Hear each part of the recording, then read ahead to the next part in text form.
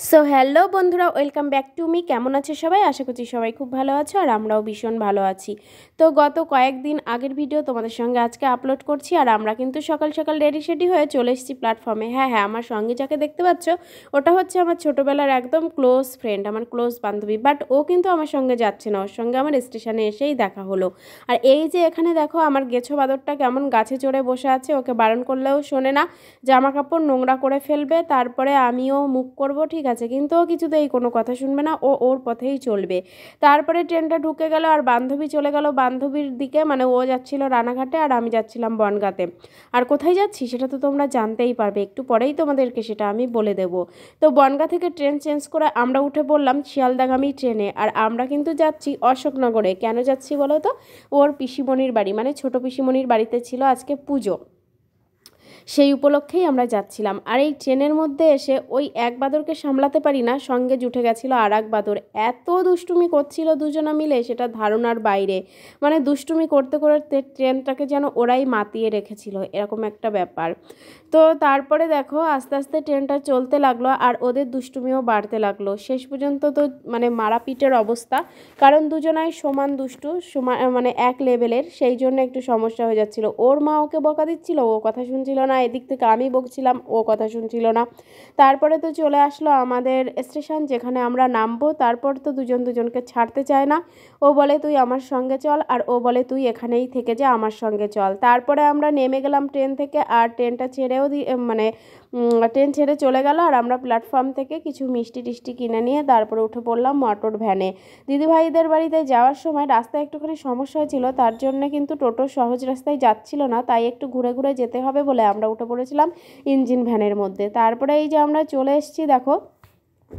আর এই যে আজ হচ্ছে যেহেতু মানে এটা যেহেতু মাঘী পূর্ণিমার দিনের ভিডিও ছিল, প্রত্যেক বছরই এই ছোটদির বাড়িতে মাঘী পূর্ণিমা এই যে দেখতে পাচ্ছ ডাকিনী যোগিনীর পুজো হয়। এই ঠাকুরটার পুজো মানে আমি জানি না, এবার এদের বাড়িতে এসেই আমি প্রথম শুনেছি। তো এখানে বড়দি ভাই মানে আমার ছোটদির আর কি ননদের তোমার কি বলে যা হয় আর কি, তো তিনি হচ্ছে ভোগ প্রসাদ রান্না করছিল। এখানে সব মেয়েরা সমস্ত কিছু গুছিয়ে দিচ্ছিল, দিদিও গুছিয়ে দিচ্ছিল।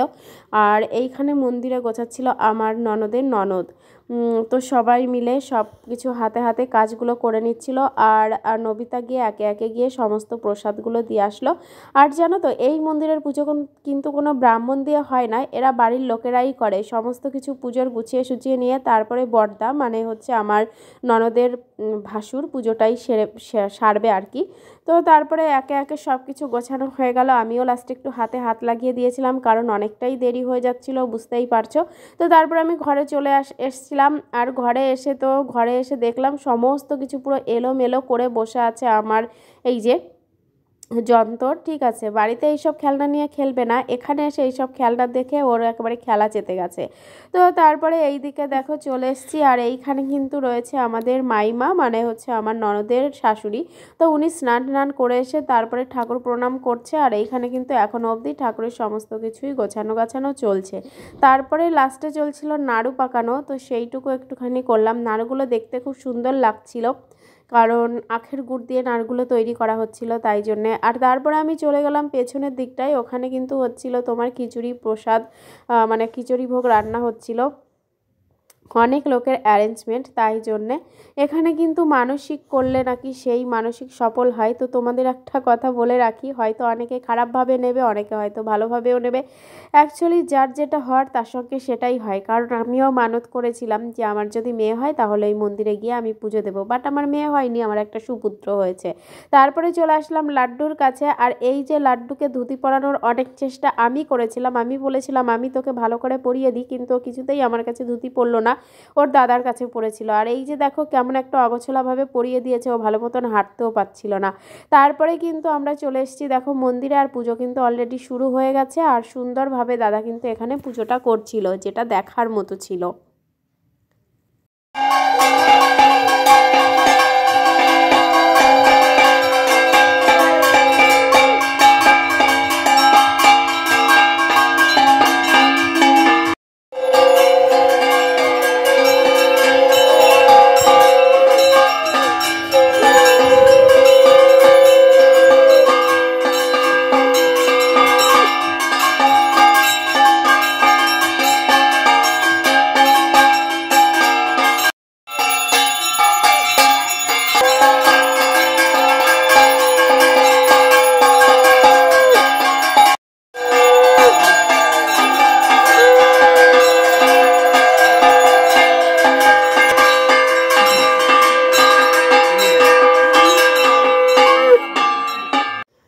তারপরে দেখো রোদের এতটা তাপ ছিল, ঠিক আছে, নন্দে জামাইয়ের সাইকেলের পেছনে উঠে আমি যাচ্ছিলাম স্টেশনের দিকে। তার কারণ হচ্ছে আরও দুজন আসবে, তাই জন্যে।